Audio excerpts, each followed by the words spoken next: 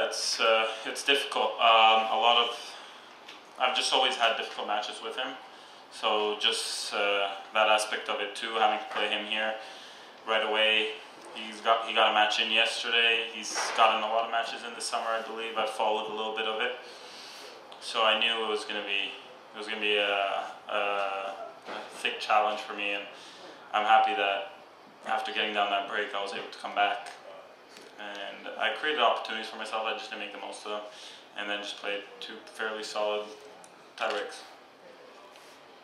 What I feel as far as being back on the court, I know it's part of the calendar. Did you take a few weeks off, but to be back after a few weeks off since Wimbledon?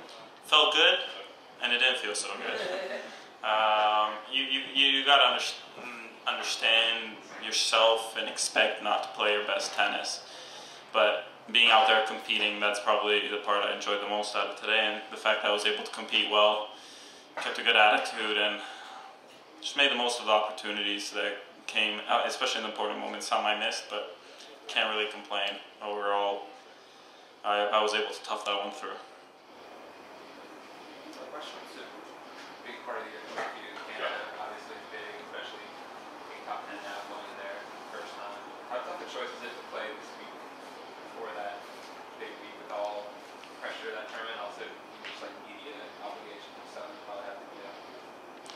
Yeah, it's a pretty easy decision actually, considering how it went last year. I didn't play well here last year, and I really would not have wanted to start off Montreal that way. So I think even though I had a poor result here last year, it helped me a lot with the result in Montreal. Same as here. I think maybe in a little bit more pressure playing at home, first match, especially there, the cut's a little bit higher. So the guy you're going to play has already played one match. It would have been a little bit tougher. So this definitely helps in this. So I think it's a positive for me to come and play here. Question about sort of looking at draws, and this is a question going back to Wimbledon forward to next week. Rafa is out, as you may have heard, for the next couple of tournaments, and obviously at Wimbledon, Rafa lost early. I know everybody always says one match at a time. I only think about the next match. I don't look down the draw. But when a big player like that either gets knocked out early or isn't playing a tournament at all, like, you think ahead and think like, ooh, that could be an opportunity. Like there's sort of everybody. It's people. A lot of people hungry in this sport, and it's unfortunate to see him go. But as soon as sort of people hear he's out of it, it's not just myself, but I'm sure Novak's feeling much better about finishing the year #1. I'm sure there's a lot of aspects and factors to it, and there's a lot of people sort of, let's say, there's too many players that are hungry and they're like sort of licking the chops and trying to create those opportunities, and they come, and people are sad he's not there, but there's nobody, I would say, losing sleep over it because people want those opportunities.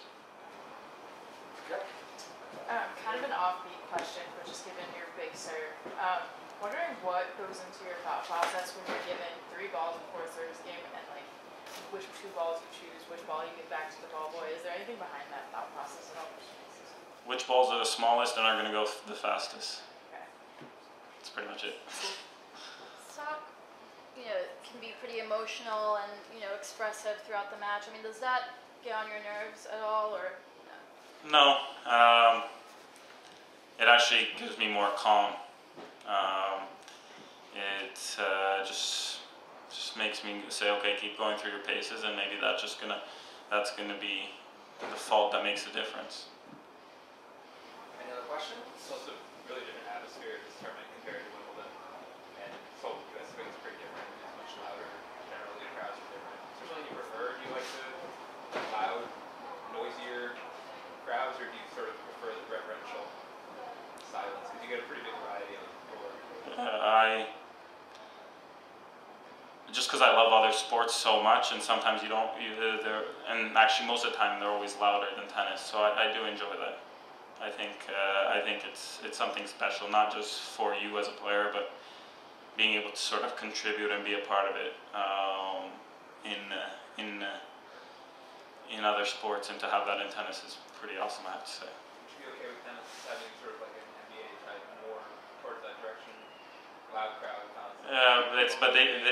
It's different because they're always moving and during the. I think gotta stay quiet during points, but I would not mind any